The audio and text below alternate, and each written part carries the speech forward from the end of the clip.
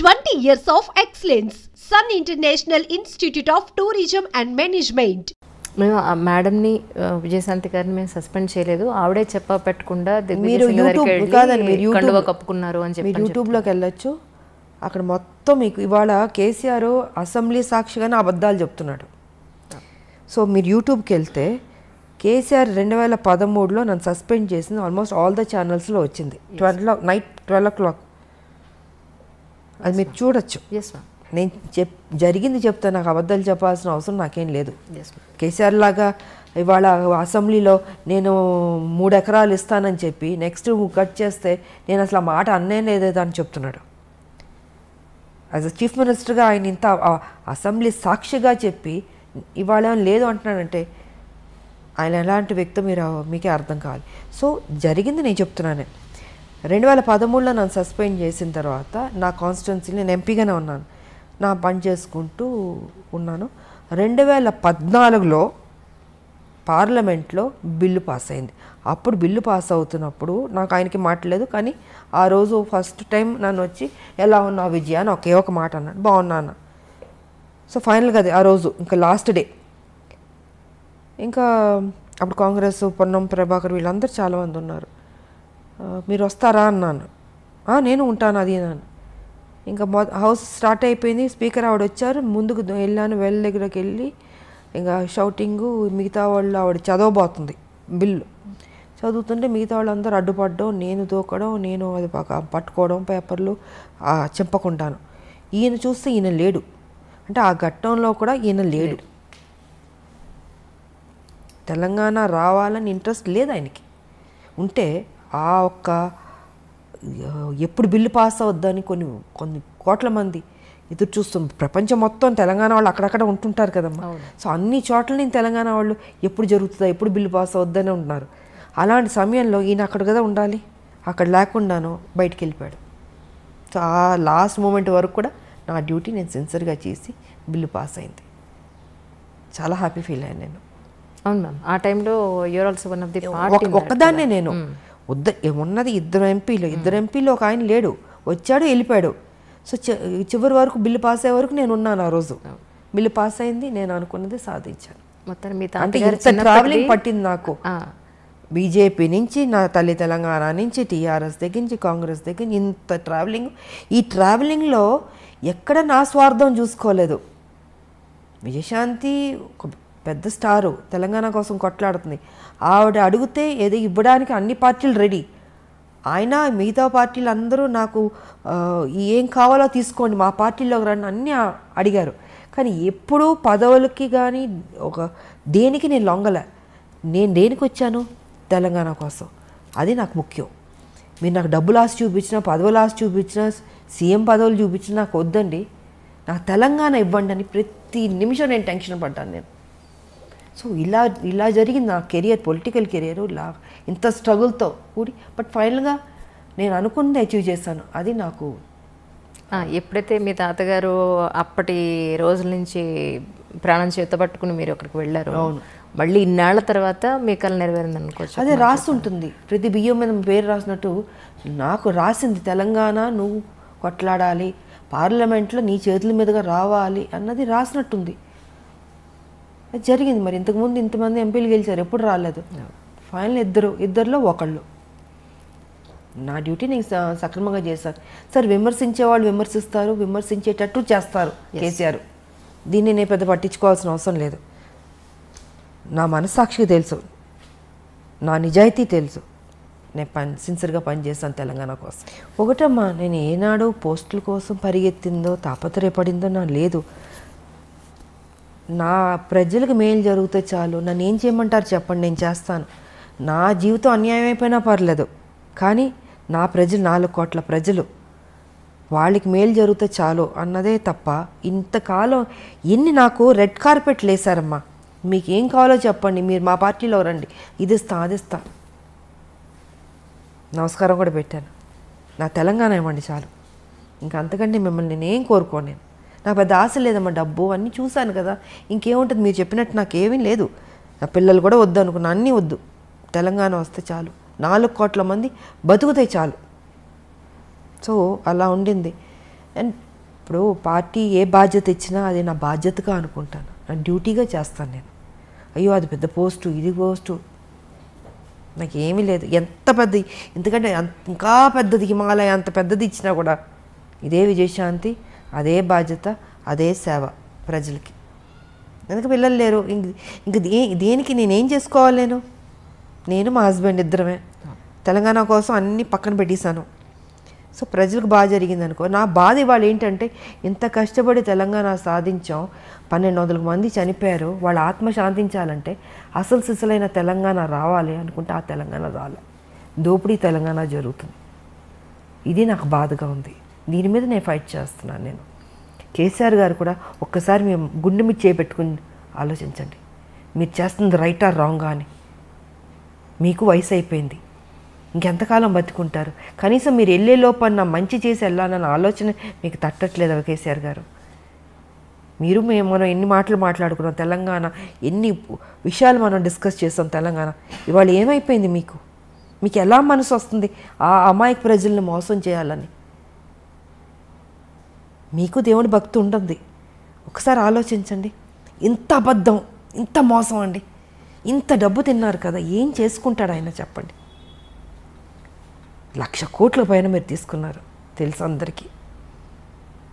ఏం చేసుకుంటారు? ఆల్మోస్ట్ మీరు 70కి వెళ్ళబోతున్నట్టున్నారు. ఏం తినడానికి ఉండదమ్మా, తినేది ఎంతో తింటాం.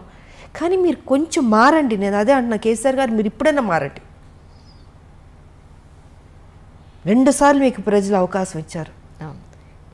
ఆ ప్రజలు వాళ్ళ మొహాలు చూడండి, వాళ్ళని చూస్తే మీకు మోసం చేయబుద్ధి అవుతుందా? మీకు తప్పనిపించట్లేదు మీకు నిజంగా? కనీసం ఇప్పుడైనా మారి మంచి చేసన్నా ఈ భూమి నువ్వు విడిచేది వెళ్ళండి. మీకు వెళ్ళాల్సిన టైంలో మీరు ఉండండి, 100 ఏళ్ళు బతకండి కాదట్లే, కానీ తప్పు చేసి వెళ్ళొద్దు, మంచి చేసి వెళ్ళండి. ఉద్యమంతో చేసాం మనం, ఆ చిన్న తప్పు కూడా వద్దు, ఆ రిమార్క్ కూడా వద్దు అన్నది నేను ఆయనకి చెప్తున్నాను. నేను ఆయన తీసుకుంటాడని నేను అనుకోవట్లేదు, బట్ నా డ్యూటీ నేను చెప్తున్నాను. ఇప్పుడు ప్రస్తుత తెలంగాణ గవర్నమెంట్కి మీరు ఎన్ని మార్కులు ఇస్తారు? నేను ఇవ్వను. అదే చెప్తున్నాను. ఇప్పుడు ఇంతసేపు చెప్పింది ఆయన మంచి చేస్తుంటే మీరు మంచి చేశారు, నేను మెచ్చుకుంటాను. ఇప్పుడు మిగతా నేను బీజేపీలో ఉన్నాను అని కాదమ్మా. ఆయన కేసీఆర్, నేను విజయశాంతి, మనం పని చేసాం, ఉద్యమంలో కొట్లాడాం. కానీ ఇవాళ మీరు ఒక ముఖ్యమంత్రి అయ్యారు. ముఖ్యమంత్రి అయిన వెంటనే నేను ఒక్కరోజు కూడా మిమ్మల్ని నేను విమర్శించలే, తిట్టలే. 3 ఏళ్ళు మీకు టైం ఇచ్చాను నేను. సరే, కొత్త పార్టీ, కొత్తగా వచ్చారు, బాగా చేస్తారు, ఒక నమ్మకం. ఉద్యమం నుంచి వచ్చిన మనిషి కాబట్టి ఆయనకు ఆ బాధ్యత తెలుసు, ఎక్కడ ఏ ప్రాబ్లం ఉంది, ప్రజలకు ఏ కష్టాలు ఉన్నాయి, ఎక్కడ ఏ ప్రాబ్లం తీర్చాలని తెలుసు కాబట్టి చేస్తాడు అనుకున్నా. కానీ చేయలే. ముఖ్యమంత్రి కుర్చీలో కూర్చోగానే ఆయన ఆలోచనలు మారిపోయినాయి, మనిషి మారిపోయాడు. ఉద్యమం ఉన్న కేసీఆర్ గారు వేరు, ఇప్పుడున్న కేసీఆర్ వేరు. అహం పెరిగిపోయింది. ఎవరిని ఒకళ్ళు విమర్శిస్తే దాన్ని అంటే అది మనసుకు తీసుకుంటున్నాడు ఆయన. అంటే ఒక వెంజెన్స్ లాగా వాళ్ళ మీద కేసులు పెట్టడం, సంబంధం లేని కేసులు, పాపం ఎంతోమందిని వేధించడం. అది చిన్నవాళ్ళ పెద్దవాళ్ళు ఎవరైనా సరే ఏ రకంగా వెళ్ళిపోతున్నాడు అంటే, ఏజ్ అయ్యే కొద్దీ మనం గతంలో చేసిన తప్పుల్ని, మన తప్పుని దిద్దుకుని మనం మారడానికి ట్రై చేస్తాం. కానీ ఈయన మారతలే. ఏజ్ అయ్యే కొద్దీ ఇంకా అగ్రెసివ్గా, నెగిటివ్గా, హార్ష్గా, క్రిమినల్గా ఈ రకంగా తయారవుతుంటే మరి నాకు ఈయనకి ఎక్కడి నుంచి వస్తుంది ఈ ఆలోచన నాకు అర్థం కావట్లే. ఫామ్ హౌస్లో కూర్చున్నది ఏ రకంగా మనం మోసం చేస్తూ వెళ్దాం అన్నది ఆలోచిస్తున్నాడు తప్ప ఇది మంచి చేద్దాం అన్నది లేదు. ఒక ముఖ్యమంత్రి అంటే పబ్లిక్లో ఉండాలి, ప్రజల్లో తిరగాలి. సో ఈయనైతే ప్రజల్లో తిరగట్లేదు, ఎంతసేపు ఫామ్ హౌస్లో కూర్చుని ఆలోచిస్తూ ఉన్నాడు. ఏ ఆలోచన అంటే మంచి ఆలోచన కాదు, చెడ్డ ఆలోచనలు. ఈ ఎన్నికలకి ఇలా మోసం చేద్దాం, ఆ ఎన్నికలకి ఇలా మోసం చేద్దాం ప్రజల్ని. నువ్వు ఎవరిని మోసం చేస్తున్నావు? ప్రజలు. ఆ ప్రజల్ని నువ్వు 2 సార్లు గెలిపించారు, అది తప్పనిపించట్లేదా అంటాను నేను. సో నేనైతే మార్కులు ఇవ్వను ఆయనకి. ఆయన డెఫినెట్గా మంచి చేస్తుంటే ఇచ్చుండేదాన్ని. మా పార్టీ ఏమనుకున్నా అనుకొని నేను ఆటోతో వెళ్ళి నేను పొగిడేదాన్ని. వచ్చే ఎలక్షన్స్కైనా హైదరాబాద్లో లేదా తెలంగాణ జిల్లాలో లేదా మన తెలుగు రాష్ట్రాల్లో బీజేపీ వచ్చే అవకాశం ఉందంటారా మీ ఉద్దేశం? We are trying I all best. నేను ఒకటే చెప్తున్నాం పబ్లిక్ కూడా, ఇంకా మీరు కన్ఫ్యూజ్ కాకండి. ఒకటే ఒక పార్టీ బీజేపీ పార్టీ ఉంది.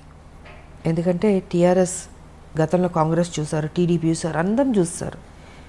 కాంగ్రెస్ ఆల్మోస్ట్ ఏంటంటే టీఆర్ఎస్తో విలీనం అన్నట్టే చెప్పచ్చు. ఎందుకంటే అన్ని ఎమ్మెల్యేలు తీసుకున్న తర్వాత ప్రతిపక్ష హోదా కూడా పోయింది కాంగ్రెస్కి. ఇవాళ కేసీఆర్ గారు ఏం చెప్తుంటే కాంగ్రెస్ అదే చేస్తుంది. సో నేను బయటకు రావడానికి కూడా ఇదే కారణం. అంటే ఎంత కష్టపడినా వీళ్ళు లాస్ట్కి అమ్ముకుంటారు. అదే జరిగింది మొన్న 18-19లో. ఇంకా వీళ్ళు కరెక్ట్ కాదు, వీళ్ళు కొట్టాడేవాళ్ళు కాదు, వీళ్ళు డబ్బులకు అమ్ముడుపోయేవాళ్ళు, ప్యాకేజీలు తీసుకునేవాళ్ళని కొంతమంది చేస్తున్న తప్పుకి ఆ పార్టీ మొత్తానికే అందరికి మీద పడుతుంది. సో ఆ కొంతమంది సరిలేదు ఆ పార్టీలో, దానివల్ల కాంగ్రెస్ మర్యాద పోయింది. సో ఇవాళ నేనేమంటానంటే పబ్లిక్కి 4 లక్షల కోట్లు అప్పులు అయిపోయినాయి. తెలంగాణ డెవలప్మెంట్ లేదు. కేసీఆర్ ఎంతసేపు డబ్బుతో ఓటుతో కొనొచ్చు అని ఆ ప్యాటర్న్లో వెళ్తున్నాడు. ఆయన ఏం చేయడు. ఇంకా మీకు ఉన్నది ఒక బీజేపీ. సో దీన్ని సెటరేట్ చేయాలన్నా, డెవలప్ ఎంతైనా కొంత బెటర్ అవ్వాలన్నా, ఒక డిసిప్లిన్, ఒక అడ్మినిస్ట్రేషన్ బాగుండాలన్నా ఆ ఒక్క బీజేపీ వల్లే సాధ్యం. ఈసారన్నా ప్రజల్లో ఆలోచించి బీజేపీకి ఓటేసుకోండి. ఇంకా లేదు, ఆల్టర్నేట్ లేదు. ఇంక మీకు ఒకటి బీజేపీ కనపడుతుంది. ఇంకా ఇప్పుడు మీరే ఆలోచించుకోండి. ప్రజలకు వదిలిపెడతా. కాంగ్రెస్ ఏం చేస్తుందో అన్ని తప్పులు మీరు చూస్తున్నారు. టీఆర్ఎస్ ఏం చేస్తుందో మొత్తం కరప్షన్ చూస్తున్నారు. ఉన్న దాంట్లో ఎవరు బెటర్గా ఉన్నారంటే బీజేపీ. అది ఒక జాతీయ పార్టీ. కరప్షనే ఉండదు. మీకు అందాల్సింది డెఫినెట్గా పబ్లిక్ అందుతుంది. ఇక్కడ ఎవరు తినేవాళ్ళు ఉండరు పార్టీలో. ప్రజలకే ఖర్చు పెట్టేవాళ్ళే ఉంటారు. ఏ స్కీమ్స్ తీసుకొచ్చినా మోడీ గారు పబ్లిక్లోకి వెళ్ళిందా అని చూసుకుంటాం. కానీ కేసీఆర్ ఏం చేస్తున్నారు, పబ్లిక్ దగ్గర నుంచి గుంజుతున్నాడు ఈయన. సో వ్యత్యాసం నేను చెప్తున్నాను టీఆర్ఎస్కి అండ్ బీజేపీకి. ఇవాళ అన్ని మ్యాక్సిమం కేంద్రం నుంచి వస్తుంది తెలంగాణకి. కానీ కేసీఆర్ ఏం చేస్తున్నాడు, నేనే ఇచ్చుకుంటున్నాను ఆయన చెప్పుకుంటున్నాడు. బీజేపీ గురించి చెప్పట్లే. సో ఇప్పుడు న్యాయం జరగాలంటే బీజేపీ రావాల్సిందే అన్నది నేను చెప్పదలుచుకుంది. చాలా స్పష్టంగా చెప్తున్నాను. ఓటుకి 2000 ఇచ్చి ఓట్లు వేసుకున్న తర్వాత ఎవరు నష్టపోతున్నారు, మీరే నష్టపోతున్నారు పబ్లిక్.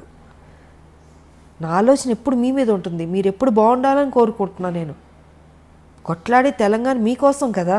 మీకు అన్యాయం జరుగుతున్నప్పుడు చెప్పాల్సిన బాధ్యత నాకుంది. నేను అందుకే చెప్తున్నాను ఇవాళ. దీంట్లో ఎవరి స్వార్థం లేదు. చూడండి, ఒక ఛాన్స్ ఇవ్వండి, బీజేపీకి ఇచ్చి చూడండి. బాగోపోతే అప్పుడు మీ ఇష్టం. ఓకే, మా కర్మ అనుకోండి, లేకపోతే వీళ్ళ కర్మ అనుకోండి, లేకపోతే మా కర్మ అనండి, ఏదైనా అనండి, మేము పడతాం. బట్ ఒక ఛాన్స్ ఇవ్వండి, అది మారుతుంది అన్నది నేను మనస్ఫూర్తిగా చెప్తున్నాను ప్రజలకి. వచ్చే ఎలక్షన్స్లో బీజేపీ నుంచి మీరు యాక్టివ్ రాజకీయాల్లోకి కనిపిస్తారని ఎక్స్పెక్ట్ చేయొచ్చు అంటారు? ఆల్రెడీ పని చేస్తున్నాను కదా నేను. ఆల్రెడీ పని చేస్తున్నాను, నేను యాక్టివ్గానే ఉన్నాను. పార్టీ ఏ ప్రోగ్రామ్ అన్నా మేము వెళ్తున్నాం.